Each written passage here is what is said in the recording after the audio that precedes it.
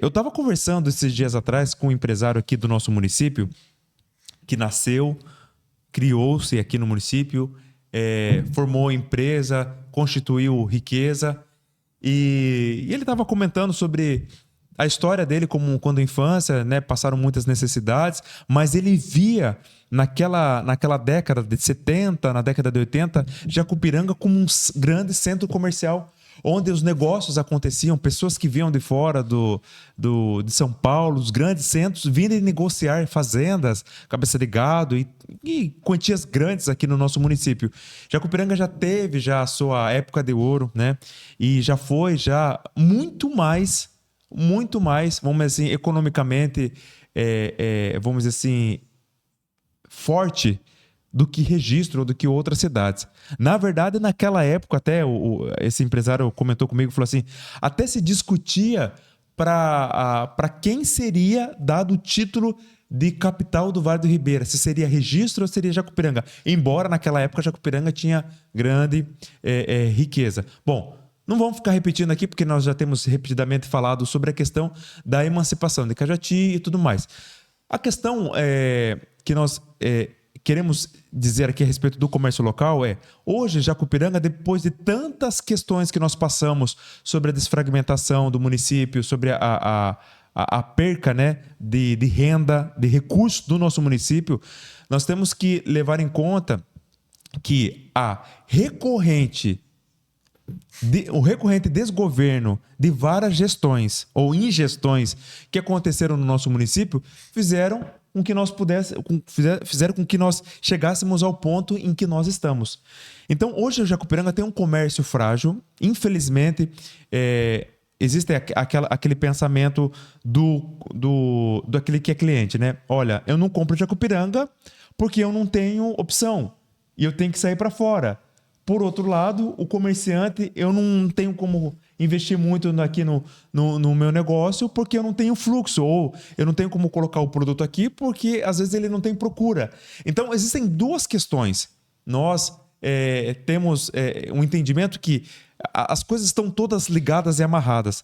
Veja bem, quando nós pensamos em fazer uma ampliação do parque industrial, trazer novas empresas para cá, e não estamos falando de empresas poluentes, tá? Nós estamos falando de empresas aí que são possíveis de serem aceitas aqui em Jacupiranga, que não vão agredir o meio ambiente, que são, por exemplo, centro de distribuição, né? Inclusive, recentemente nós tivemos aí o Tarcísio daqui Natural, nosso amigo Tarcísio, que teve aí um trabalho excelente aí, né, de ampliação de atendimento da sua clientela, né, e está hoje despontando em outros estados. Montou um centro de distribuição, né, lá na Cidade Nova, está empregando muita gente e ele aplicou o que Jacupiranga realmente pode estar aplicando ali no Parque Industrial. Inclusive, aquela velha história, né? Jacupiranga parece que teve a oportunidade de receber o Boticário e não receberam, né? Boatos, conversas que sempre correm. Enfim, não vou aqui citar nomes, mas Jacupiranga perdeu muitas oportunidades de tantas empresas que, sim, quiseram se instalar no Parque Industrial, inclusive umas que se instalaram agora há pouco tempo, também fecharam as portas e não estão mais lá por uma questão interna, enfim, de papelada. Mas nós vemos que às vezes não existe uma preocupação com relação vamos dizer assim, ao bem-vindo das empresas em Jacupiranga.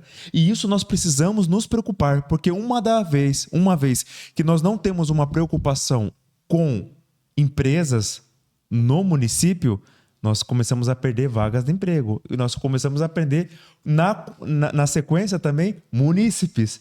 E Jacupiranga, eu não sei se eu consegui assim, deixar bem claro para você que está nos ouvindo, mas assim Jacupiranga começa então a entender aonde que nós falhamos. No crescimento econômico, onde nós perdemos muitas oportunidades, e nisso a pergunta aqui da amiga internauta, então começa a ficar mais clara na questão da resposta, porque isso chegou no comércio local. Nós começamos a ver o desenvolvimento das cidades vizinhas. Cajati se desenvolveu, Registro se desenvolveu mais ainda. Vamos citar Pariquera, porque não é Eldorado.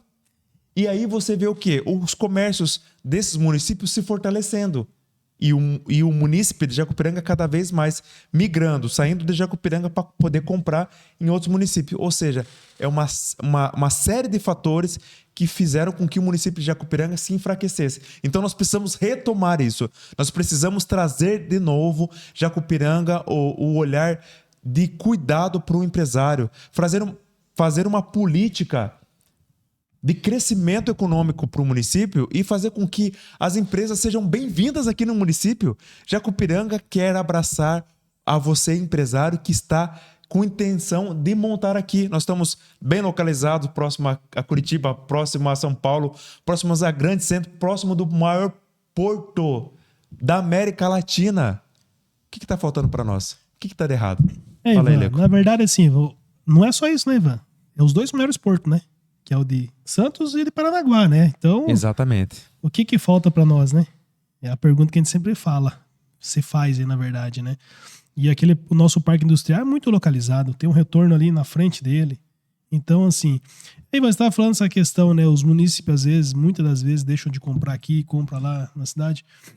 Eu passei a comprar muitas coisas no município aqui. Muitas coisas. Lógico, o que não tem, a gente não tem como a gente comprar. Mas eu procuro sempre em Jacupiranga. Eu, como empresário, primeiramente eu dou aqui para Jacupiranga. Eu venho aqui a prioridade para Jacupiranga. Caso eu não ache aqui, que às vezes são coisas específicas mesmo, né, que é difícil ter, aí sim a gente busca fora. Mas, a princípio, é só de Jacupiranga. Por quê? Aí você fala assim, por quê? Porque assim, se eu compro aqui no meu comércio, até faço aí, deixo para a população refletir sobre isso. Se eu deixo de comprar no comércio aqui no município, eu deixo de empregar alguém. Exatamente. Eu deixo de empregar alguém. Então, se a população também... mas é mais caro aqui em Jacupiranga. Lá em Registro é mais barato. A Cajati é mais barato. Tá, vamos colocar na ponta da caneta a gasolina que você gasta, o tempo que você gasta. Então, assim, às vezes não é R$10 mais caro, R$5 mais caro. Não é que é mais caro, é que o comércio aqui é frágil. É que nem você bem disse. Então, assim, a população também tem que ajudar um pouco nesse quesito para que nós ganhemos de novo a dignidade, a ressignificação do nosso comércio também. Exatamente. Para fortalecer o nosso comércio. Quem que fortalece o comércio? Não é quem vem de fora. É quem está aqui no dia a dia. Sim. Essas pessoas que fortalecem o comércio. Aí a pessoa abre um mercado novo, o pessoal vai tudo lá fora comprar. Isso é válido. Cada um gasta o dinheiro onde quer. Sim. Mas coloca na ponta da caneta aí o combustível que você vai lá. Coloca o tempo que você vai lá. Eu acredito assim que você, município que está nos ouvindo, entende e concorda conosco, porque se nós que estamos de Jacupiranga não fizermos a nossa parte, não é o poder público que vai fazer. Claro, nós estamos falando aqui de uma série de questões que, felizmente ou infelizmente, é o poder público que tem que tomar algumas diretrizes, dar algumas ajustadas e organização para que sim, seja atrativo se montar uma empresa aqui em Jacupiranga, né? Sim, Ivan, lógico, com certeza, né? É aquela que a gente sempre conversa aí. O parque industrial tá ali bem localizado, dá para trazer empresas? Sim, não é que o prefeito vai lá pegar uma empresa e trazer aqui, não é isso. Embora isso exista programas que dá, né? Na verdade, é dar oportunidade e fazer com que a cidade seja atraente também para isso, né? Na verdade, assim, o executivo ele faz essa questão de atrair. Criar políticas, Criar políticas, atrair. De isenção. Exatamente, atrair essa empresa. Aí o que acontece, Ivan? Eu vejo muito assim, Ivan. A empresa vem para cá, tal. Aí o empresário, a primeira coisa que o empresário que tem uma empresa já consolidada em algum lugar, ele vem com a mesma pergunta. O que vai me isentar? Vai me isentar quantos anos de imposto? Não dá, não pode isentar, tem que pagar o imposto. Agora me diga uma coisa, vai empregar quantas pessoas? 20 pessoas? 30 pessoas? O que a prefeitura está perdendo com isso? Nada. É o cuidado, né, para isso. Exatamente, né? Porque assim, a prefeitura já não conta com esse imposto. Não conta com esse imposto. É 5 anos, 10 anos, vai passar esses 10 anos. Uma hora ele vai voltar, ele vai ter que recolher para o município. Só que isso são políticas, Ivan, políticas de desenvolvimento econômico. Sim. Eu vou citar aqui, eu estava numa cidade no Paraná que a Coca-Cola se instalou lá. Aí ficou um período de 20 anos sem pagar imposto. Imagine quanto que não arrecadou esse... Ou talvez foi uma porcentagem, né? Aí, o que acontece? Quando começou a arrecadar esse imposto? A prefeitura ganhou. Sim. E mais a empregabilidade, tá? Porque a empresa, depois que ela tá consolidada, não vai arrancar de lá a empresa. Ah, não, agora acabou minha isenção de imposto, eu vou pegar todo mundo e vou embora. Não vai fazer uma isso. estrutura, né? Porque ela tá consolidada ali. Às vezes o empresário também tá iniciando agora, Ivan. Ele quer começar, tá de uma forma correta. E é isso que eu vejo. Tem que ter mais empatia com os microempreendedores. Porque às vezes chega lá, o microempreendedor não tem muito conhecimento Sim. na questão de empresa, como funciona e tal. Tem o Sebrae que ajuda muito. Mas às vezes, o que acontece? Não é daquela maneira que ele imagina. Chegar, põe prática, um monte né? de barreira para ele. Eu tenho um caso aqui que a pessoa foi pedir ajuda junto ao setor público, né, junto com o Sebrae. A pessoa voltou lá horrorizada. Falou assim, Leandro, você falou que era mais fácil, agora eu tenho que fazer isso, fazer aquilo, comprar colar e papá. Falei, não, calma. Você está começando agora, não é assim que funciona. Calma, a documentação você tem que ter todas elas, isso é fato. Mas agora, tudo isso estão te pedindo é aos poucos. Entendeu? Eu acho que Perdão. esse cuidado, né?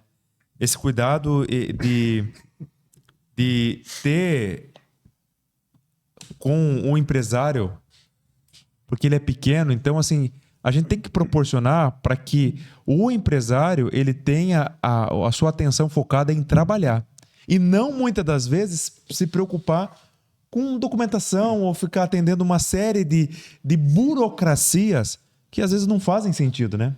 É justamente isso, Ivan. Então, assim, eu acho que tem que ter uma desburocratização. Isso. Entendeu? Em todos os sentidos. Que o micro e pequeno empresário, ele gera emprego e renda no município.